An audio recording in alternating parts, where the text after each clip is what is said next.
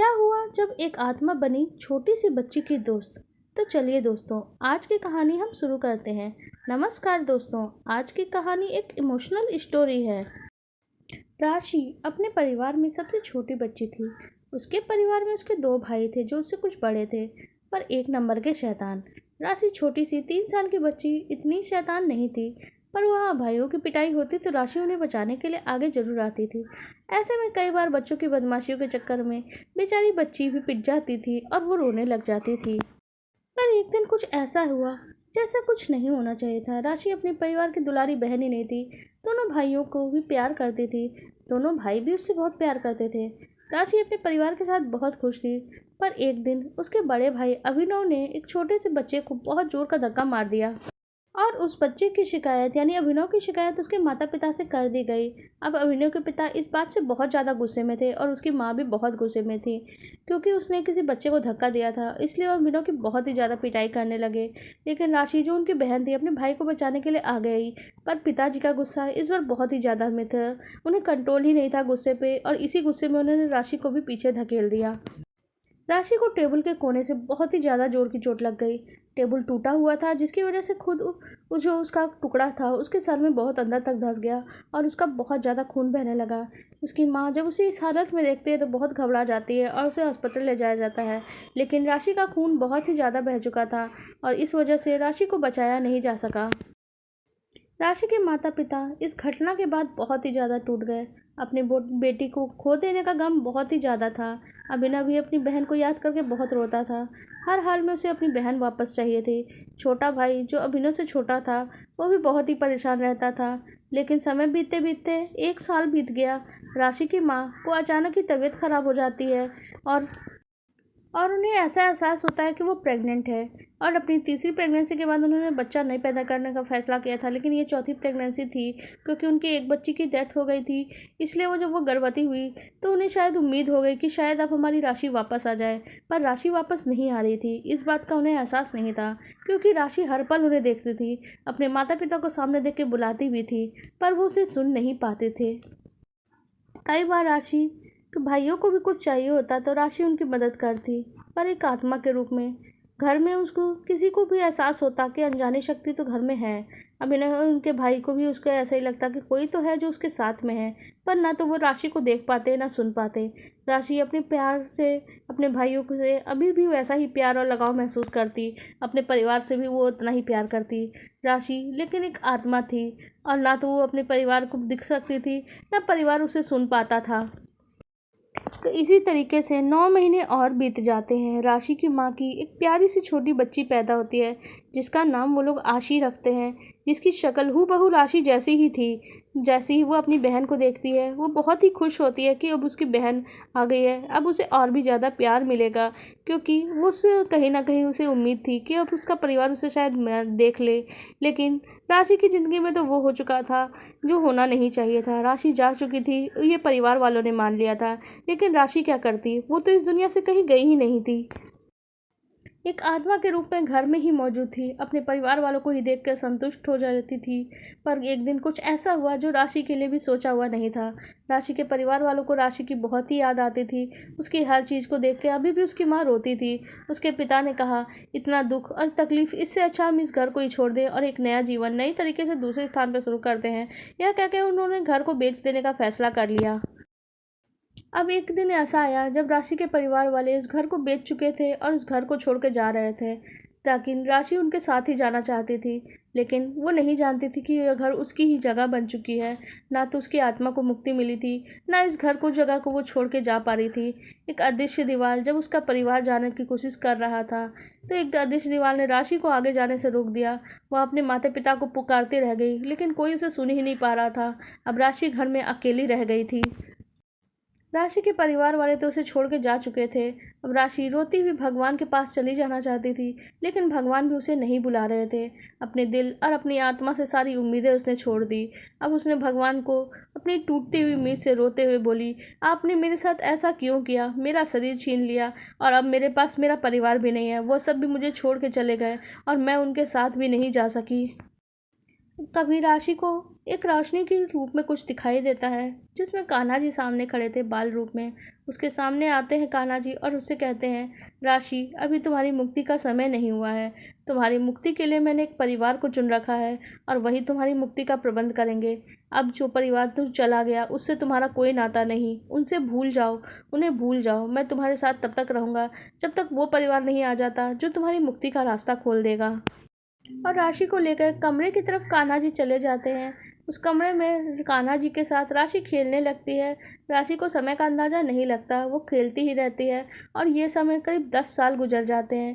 पर राशि को तो ऐसा लगता था जैसे कुछ ही सेकंड से बीते हों। उसे बहुत आनंद आ रहा था कान्हा जी के साथ खेलने में। अब वो खुद को दुखी भी नहीं महसूस कर रही थी। हर रोज़ घर में कोई ना कोई ख़रीदार आता ही था। इस घर में फिर एक नया ख़रीदार आ गया था। इधर कई बार इस घर को खरीदा और बेचा जा चुका था, इसीलिए हर बार नए खरीदार आते और जाते रहते थे। कई परिवार आते और चले जाते। कोई भी राशि की वजह से परेशान नहीं होता, ना राशि उन्हें तकलीफ देती, बस उन्हें देखती और कान्हा जी से पूछती, क्या ये मेरे परिवार मुक्त करवाएंगे, ये मेरी मुक्ति करवाएंगे ये परिवार?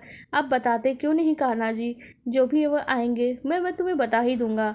वो तुम्हारे मित्र भी होंगे और उसमें से कोई एक ऐसा होगा जो तुम्हारी दोस्त बन जाएगी।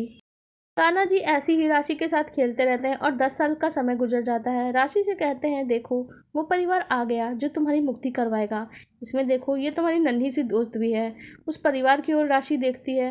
उस परिवार में एक छोटी सी बच्ची थी जो राशि से शायद छोटी होती अगर राशि जीवित होती तो, लेकिन राशि की उम्र तो उसी जगह पर अटक गई थी जहाँ उसकी मृत्यु हुई थी। और उस छोटी को बच्ची को देखते हुए कान्हा जी ने कहा, यही तुम्हारी मित्र बनेगी। राशि उस बच्ची के पास चली जाती है, बच्ची को देखती है तो राशि को देखती है वो बच्ची, क्योंकि वो बच्ची उसको देख पाती थी और वो मुस्कुरा के उसे जैसे इशारे से हेलो कहती है। राशि भी उसे इशारे से हाय कहती है और राशि को महसूस होता है कि वो बच्ची उसे देख पा रही है। राशि के जो साथ में उस बच्ची के परिवार के लोग थे वो उसे नहीं देख पा रहे थे, लेकिन राशि को एक दोस्त मिल चुकी थी। इस बात का एहसास राशि को हो रहा था और साथ ही साक्षी को भी हो रहा था, जो उस परिवार में एक छोटी बच्ची थी।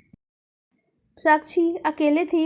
घर के परिवार के लोग अक्सर बाहर जाते रहते थे और परिवार के लोगों के जाने के बाद वो अकेले रह जाती और बोलती, कोई बात नहीं मम्मा पापा, मैं खेल लूँगी। डॉल्स और खिलौनों को दिखाती है।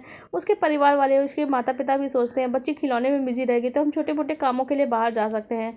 इस तरह से अक्सर उनके माता पिता जो नौकरी करते थे और बच्चों की जो आया आती थी वो थोड़ा बहुत खिला पिला के फिर वो वापस चली जाती थी। ऐसा नहीं कि ऐसा में राशि के साथ ही वो बच्ची यानी साक्षी खेलते रह जाती और एक दिन वो ऐसी ही राशि के साथ वो साक्षी खेल रही थी और उसे राशि राशि कह के बुला भी रही थी। उस बच्ची के साथ साक्षी खेलती ही रहती है, लंबे समय तक खेलती रह जाती। इसी बीच उसकी माँ जब वो खेल रही थी तो लौटती है और राशि नाम की लड़की को साक्षी बुला रही थी। तो उसकी माँ को लगा शायद घर में कोई बच्चा मौजूद है। जो उसके बाद उसकी माँ कहती है, अपनी दोस्त को भी बुला लो और उसको घर भेज दो, क्योंकि अब उसके माता पिता भी तो उसे याद कर ही रहे होंगे ना। इस पर साक्षी ने जवाब दिया, नहीं मम्मी, वो तो हमारे घर में हमारे साथ ही रहती है, उसे कहीं जाने की ज़रूरत नहीं है, वो मेरे साथ ही रहती है, आप उसे नहीं देख पाते हो, उसने मुझसे कहा था। उसकी बात ये सुनकर उसकी माँ डर जाती है। साथ में पंडित और पुजारी से तुरंत ही संपर्क करती है। पुजारी जी उस घर में आते हैं क्योंकि वो बहुत ही ज्ञानी महात्मा थे, तो उन्होंने एक बात कही कि इस घर में एक आत्मा मौजूद है, लेकिन ये सत्य है कि वो कोई बुरी आत्मा नहीं है और शायद लंबे समय से वो इसी घर में रह रही है, मौजूद है और शायद वो किसी को नुकसान नहीं पहुंचाना चाहती। अगर ऐसा होता तो वो नुकसान पहुंचा चुकी होती, तुम्हारी छोटी बच्ची को भी।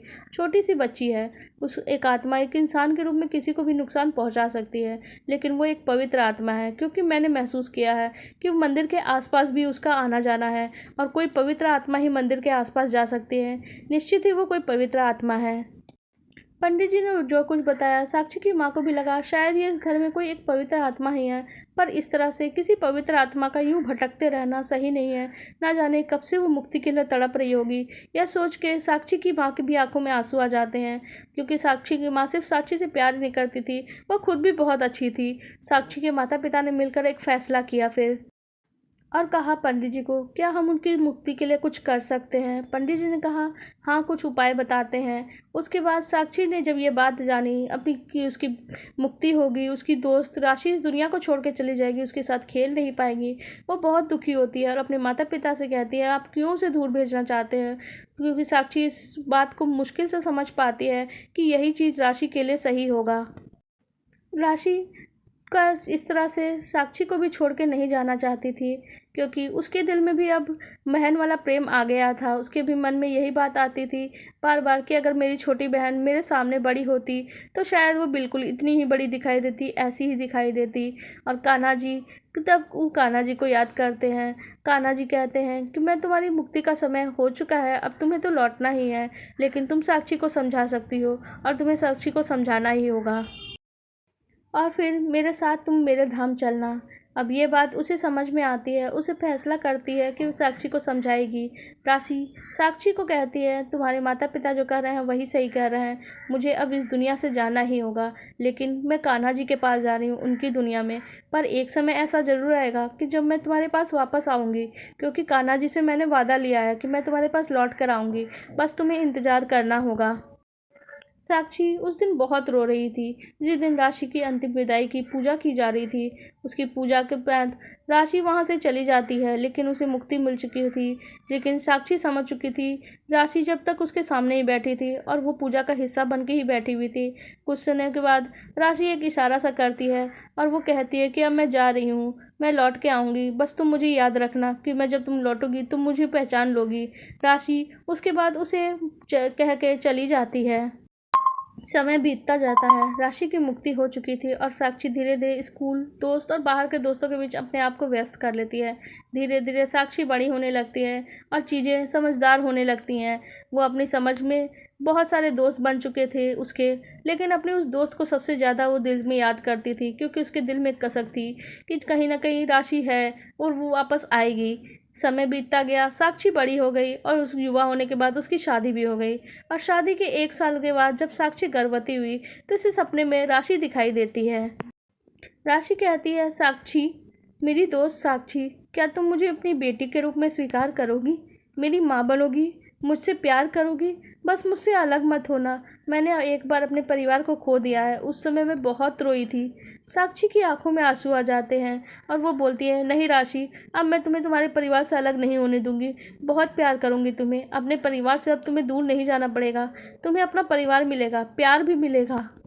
समय आने पे साक्षी एक प्यारी सी बिटिया को जन्म देती है। जो प्यारी सी बिटिया, साक्षी उसे देखती है और उसकी आंखें जब वो खोलती है तो साक्षी को देख के मुस्कुराती सी है। साक्षी उसे देख के गले लगा लेती है और कहती है मेरी बिटिया, मैं तुम्हें बहुत प्यार दूंगी, तुम्हें अपने परिवार से कोई अलग नहीं करेगा, कोई तकलीफ नहीं होने दूंगी तुम्हें, इस दुनिया में सबसे ज़्यादा प्यार मैं तुमसे करूंगी। और वो अपनी बेटी को गले लगा लेती है और उसका नाम भी वो राशि ही रखती है, क्योंकि वो जानती थी कि ये वही राशि है जो उसके बचपन में एक आत्मा के रूप में, एक दोस्त के रूप में उसे मिली थी। आखिरकार कान्हा जी की कृपा से राशि को उसका परिवार मिल जाता है, जहां उसे भरपूर प्यार मिलने वाला था और अपने परिवार से अलग नहीं हो रही थी। वो अब परिवार के साथ रहती, अपना बचपन भरपूर जीती, अपनी युवावस्था और वृद्धावस्था को भी जीती। उसकी आयु कम नहीं थी। और यही बात राशि ने उसकी जब कुंडली दिखाई तो राशि की कुंडली को जब साक्षी दिखाती है तो उसे पता चलता है। और इस बार साक्षी भी बहुत खुश थी, क्योंकि उसे अपनी दोस्त एक प्यारी सी बिटिया के रूप में जो मिल गई थी। और राशि की आत्मा भी बहुत खुश थी, क्योंकि उसे एक परिवार, बहुत ही ज़्यादा प्यार करने वाला परिवार मिल चुका था। आपको हमारी ये कहानी कैसी लगी कमेंट सेक्शन में ज़रूर बताइएगा। अगर आपको हमारी वीडियोस पसंद आ रही है तो वीडियो को लाइक कर दीजिएगा और हमारे चैनल को सब्सक्राइब कर लीजिएगा। धन्यवाद।